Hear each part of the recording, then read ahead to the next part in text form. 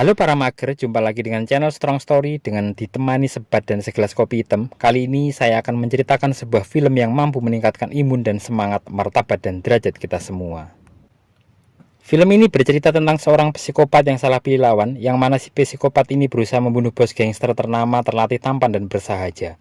Dengan alur cerita yang sangat menarik, review film ini tersaji untuk kita semuanya. Dengan rasa sukacita dan bersemangat, mari kita mulai kisahnya.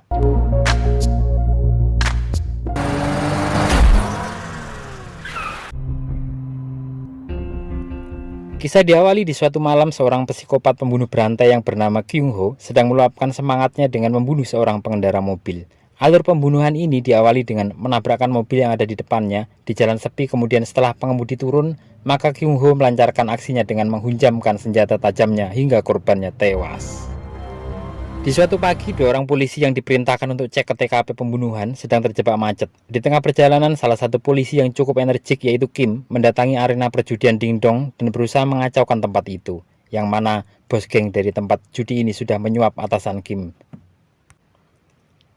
Dan Kim diminta menyingkir dari tempat itu. Kemudian, dua polisi itu melanjutkan perjalanan ke TKP pembunuhan dan menemukan mayat laki-laki yang tewas tertusuk tanpa jejak di dalam mobil. Setelah dari TKP, Kim diskusi dengan komandannya dan menyampaikan bahwa ini adalah pembunuhan berencana. Namun komandannya ini tak setuju dan mereka pun bubar. Di tempat lain, Dongso sedang menyelesaikan konflik dengan rekan bisnis sesama bos gangster. Di sini nampak ada kesalahpahaman dan keributan yang akhirnya Dongso menunjukkan taringnya dengan aksi ganasnya. Dan mereka pun damai sejahtera.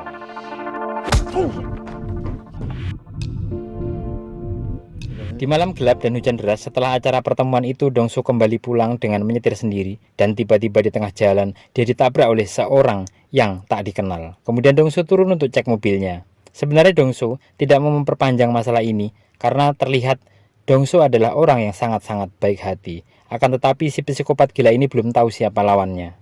Dan akhirnya Dongso ditusuk beberapa kali. Setelah terjadi perlawanan antara Dongso dengan Kyun Ho, si psikopat, akhirnya psikopat ini kabur menyelamatkan diri karena dia juga terkena tusukan di dada. Kemudian Dongso dilarikan ke rumah sakit umum terdekat untuk dilakukan pengobatan, dan berita tertusuknya Dongso ini sampai ke anak buahnya. Tanpa basa-basi, anak buahnya langsung menyerang geng partnernya yang malam itu didatangi karena mereka mengira dialah pelakunya. Dan terjadilah serangan dadakan dan hancur lebur markas gangster rekannya itu. Tak lama berselang, Dongso yang sadar kemudian didatangi seorang polisi yang bernama Kim untuk menggali informasi. Akan tetapi Dongso ingin menyelesaikan masalah ini dengan caranya sendiri. Akhirnya polisi ini tak mendapatkan informasi yang diinginkannya. Kemudian polisi itu mencari mobil Dongso dan menemukan bekas tabrak mobil putih dari belakang seperti cerita pembunuhan sebelumnya. Di sini Kim tambah yakin ini adalah pembunuhan berantai. Setelah kembali ke kantor polisi, Kim menyampaikan kembali ini adalah pembunuhan berantai, namun masih mendapat pertentangan dari komandannya. Sesaat setelah polisi pergi, Dongso bersama seorang wanita melukis wajah pelaku dan didapatkanlah sketsa wajah pelaku itu. Kemudian diberikan ke anak buah kepercayaannya agar menemukan orang psikopat itu sebelum polisi mendapatkannya. Malam itu, si psikopat Kyung Ho juga melakukan pembunuhan kembali atas dua orang pengendara truk dengan sadis. Di sini pisaunya terjatuh di suatu tempat dan Kyung Ho pergi kabur dengan truk itu. Sungguh psikopat yang sangat gila. Dan tak lama berselang anak buah Dongso menemukan jejak pembunuhan dan menemukan pisau yang diduga milik pembunuh. Dengan sedikit meneliti, Dongso mengingat pisau itu yang dipakai untuk menusuknya malam itu. Kemudian Kim mengadakan pertemuan rahasia di rumah Dongso dengan maksud untuk menggali informasi. Di sini Dongso yang merasa harga diri seorang bos gangster tercabik-cabik berniat mengembalikan harga dirinya. Kemudian Dongso menawarkan kerjasama dan bertukar informasi dalam menangkap psikopat itu. Setelah berbincang, berdebat, dan berdrama, akhirnya mereka setuju dengan perjanjian tak tertulis itu. Dimulai dengan penyebaran sketsa wajah pelaku oleh kepolisian dan pengecekan forensik atas mobil yang diduga dipakai oleh pelaku untuk membunuh atas informasi dari Dongso. Dan dari sinilah pencarian itu dimulai. Di tempat lain, psikopat itu berniat membunuh rekan bisnis Dongso yang juga gangster. Di sini psikopat ingin memecah konsentrasi Dongso dengan mengadu domba di antara mereka. Kemudian kematian rekan dari Dongso ini segera diketahui oleh pihak kepolisian dan dengan cepat polisi melakukan olah TKP, forensik, motif dan lain-lain untuk mengetahui siapakah pelakunya. Dari kejadian ini didatangkanlah tim kepolisian dari Polda lain untuk memecahkan masalah ini. Dan di sini Kim beserta timnya nampak tidak happy dengan kedatangan tim baru ini yang mereka anggap sebagai saingan. Scene berpindah ke upacara meninggalnya teman Dongsu yang seorang gangster. Dongsu hadir di acara itu untuk memberikan penghormatan terakhirnya. Nampak Dongsu dan anak buahnya menikmati hidangan di acara kematian kawannya itu. Tak lama berselang muncul psikopat pembunuh itu dan dia menuju ke dekat jenazah. Dan dia memberikan surat yang berisi bahwa senjatanya digunakan oleh seseorang untuk membunuh kawan Dongsu. Dan di sini terlihat kecurigaan dari anak buah kepercayaan gangster itu. Tak lama berselang di jalan yang sepi, nampak psikopat itu beraksi kembali dengan metode lama, yaitu menabrakkan mobil, berhenti, dan membunuh. Sungguh psikopat dan biadab. Namun kali ini psikopat itu ingin mendapatkan suatu penghasilan lebih atau penghasilan tambahan dengan meminta tebusan atas korbannya. Di tempat lain, Kim dan Dongsu sedang memeriksa mobil putih di markas perjudian kawannya yang dicurigai pernah menabraknya. Belum lama mereka melakukan pengecekan itu, tiba-tiba terdengar suara gerbang terbuka dan satu pasar preman menyerangnya. Dan mereka adalah anak buah kawan Dongsu yang telah meninggal. Terlihat di sini mereka termakan fitnah dari psikopat yang sangat biadab. Dan setelah perkelahian yang cukup apik, akhirnya Kim dan Dongsu mampu mengatasi. Keesokan harinya, Kim yang kelelahan tertidur di kantor polisi dan komandannya membangunkannya. Setelah Kim terbangun, Kim menyampaikan ini adalah kasus pembunuhan berantai. Namun, komandannya tak percaya dan akhirnya Kim pergi ke tim dan kawan-kawannya. Setelah mengatur strategi, Kim menemui istri dari korban penculikan itu dan ternyata psikopat ini menghubungi istrinya untuk meminta tebusan. Segera polisi membuat sadapan dan strategi teknis penangkapan. Setelah istri dari korban menuju lokasi yang dimaksud di suatu kedai kopi yang besar, Kim dan anak buahnya melakukan monitoring dan kontrol. Di tengah pengintaian itu tiba-tiba di atap terlihat psikopat. Dengan cepat Kim mengejarnya. Di pengejaran panjang ini psikopat itu mampu kabur dengan cepat. Kemudian Kim mencari botol bekas minuman psikopat itu untuk mencari jejak forensiknya. Kemudian Kim menemukan orang tua dari psikopat itu dan tak lama kemudian setelah berbincang, Kim menyelinap masuk menuju ruang bawah tanah dan menemukan foto wajah psikopat itu. Dengan cepat Kim bergerak. Di tengah perjalanan Kim meminta anak buah untuk mengecek nomor ponsel yang diberikan dan ditemukan rekaman suara asli dari psikopat itu. Segera Kim menghubungi Dongsu memberitahu temuannya. Di sini Dongsu terlihat seperti singa yang sedang lapar. Kim dan Dongsu bertemu di kantor polisi. Di sini mereka dijelaskan detail data dari Kyung Ho atau si psikopat, mulai dari data telepon, data pergerakan, dan kehidupan pribadinya. Di tengah diskusi ini anak buah Dongsu tersinggung atas ucapan salah satu rekan Kim dan terjadi baku hantam ringan. Kemudian dengan gagahnya Kim melerai dan memberikan pelajaran-pelajaran yang sangat apik. Kemudian Kim, Dongsu dan anak buahnya mengadakan rapat dadakan dan membagi tim per 5 orang. Segera iring-iringan mobil itu menelusuri seluruh kota dan tiap sudut-sudut sempit. Malam itu benar-benar malam yang sangat melelahkan dan menyibukkan bagi mereka. Dan scene diakhiri dengan pertemuan Kim dan Dongsu di sudut toilet. Keesokan harinya di tengah hujan lebat di pinggir jalan kota, Dongsu janjian akan bertemu Kim. Kemudian nampak seorang siswi kehujanan dan batuk-batuk akibat asap rokok Dongsu. Dengan segera Dongsu mematikan rokok dan memberinya payung. Terlihat di sini Dongsu seorang pria yang berhati baik.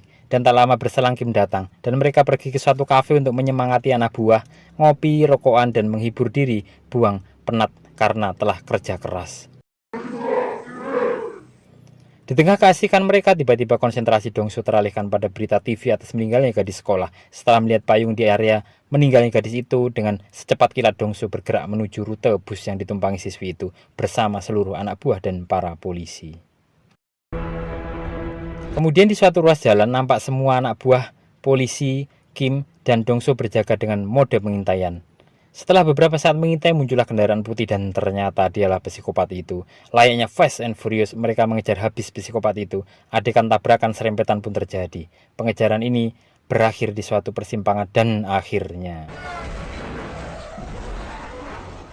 Dongsu menabrakkan mobilnya ke mobil psikopat itu dan semua mobil pun terhenti. Berlanjut dengan pengejaran tangan kosong, psikopat pun berlari. Sempat dihadang anak buah Dongsu, namun naas anak buahnya tak mampu menahan dan akhirnya tewas terbunuh dengan banyak-banyak tusukan. Dongsu pun berlanjut mengejar dan dia melihat bercak darah di pintu masuk sebuah kafe. Dengan cepat dan hati-hati Dongsu memeriksa satu persatu pengunjung itu. Sampai di suatu ruang karaoke, nampak mbak-mbak penyanyi itu menyanyi dengan nada tidak karuan dan terlihat ketakutan. Di sini Dongsu curiga. Segera Dongsu masuk ke ruangan itu dan mencari persembunyiannya. Dengan gerakan dan ajian banteng menabrak tank, akhirnya psikopat ini dihajar dengan semangat membara dan diseret-seret-seretnya. Dongsu membawa psikopat itu dengan mobil dan dibawa ke suatu tempat sepi. Dalam keadaan terikat, Dongsu menghajar psikopat itu dengan brutal. Namun terlihat psikopat ini menikmati setiap rasa sakit yang diberikan padanya. Di tempat lain, Kim yang mendapatkan jejak Dongsu melalui CCTV berusaha mengejar dan mendapatkan Dongsu. Sesaat sebelum Dongsu memenggal leher psikopat itu, tiba-tiba Kim muncul dan menabrakkan mobilnya pada Dongsu. Dan Kim pun membawa psikopat gila itu ke kantor polisi. Keesokan harinya di kantor polisi ramai wartawan mencari berita itu. Dan nampak psikopat sedang dirawat dan makan dengan lahapnya di rumah sakit. Di tempat lain Dongsu sedang melihat berita penutupan tempat-tempat perjudiannya dan Dongsu terlihat begitu murka. Di tempat interogasi, nampak psikopat ini berlagak tak bersalah dan membuat Kim emosi tingkat tinggi. Dengan jiwa patriotik, Kim berusaha menghajar namun dicegah oleh kawan-kawan polisinya. Sesampainya di persidangan, nampak psikopat ini jago sekali public speaking dan terlihat perdebatan antara jaksa, penuntut umum, dan pengacara tersangka. Di persidangan ini ada kesulitan untuk membuktikan bahwa psikopat ini pembunuhnya karena tidak ada bukti kontak langsung dengan korban. Di malam sebelum persidangan, Dongsu sempat kesal dengan Kim dan menghajarnya. Namun mereka membuat kesepakatan untuk membunuhnya secara hukum. Di sini Dongsu akan ditangkap dan dipenjara jadi satu dengan psikopat ini. Berlanjut di persidangan, dengan sangat cerdik dan pintar, Dongsu mampu membuktikan bahwa psikopat ini sebagai pembunuh di depan hakim dan dijatuhi hukuman mati. Kemudian Dongsu pun juga ikut ditahan atas tuduhan lainnya. Di sini psikopat belum tahu jika Dongsu akan ditahan di penjara yang sama. Sungguh psikopat yang salah pilih korban. Setelah kejadian ini, Kim mendapat penghargaan dengan kenaikan pangkat luar biasa. Di suatu siang, nampak Dongsu diikat dan diturunkan untuk dimasukkan ke penjara. Terlihat anak buah Dongsu yang sudah masuk duluan begitu hormat. Dengan langkah tegas dan mantap, Dongsu menatap psikopat yang duduk membaca buku, entah buku apa itu, di pojok penjara dengan tatapan bak singa lapar melihat daging segar. Di sini terlihat wajah psikopat itu begitu ketakutan dan akhirnya psikopat ini akan dibully, disiksa, habis di sana, dan film pun usai. Pelajaran yang bisa diambil adalah tetap semangat dan berhati-hati dengan orang yang tak dikenal, karena bisa jadi dia adalah singa yang sedang tidur. Sekian dari saya, tetap olahraga agar siap melawan penjahat, psikopat, dan orang-orang yang laknat. Kami undur diri, sampai jumpa di film-film berikut.